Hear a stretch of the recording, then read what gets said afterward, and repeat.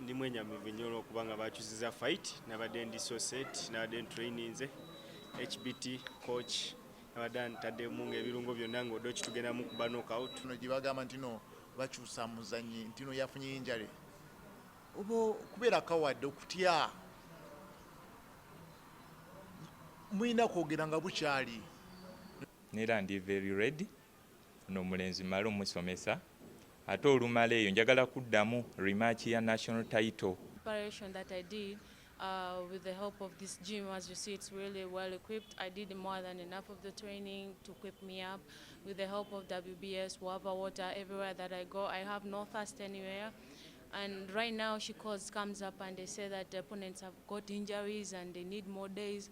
Even if right now she calls back and says, let me go back and have this fight, I'm more than ready.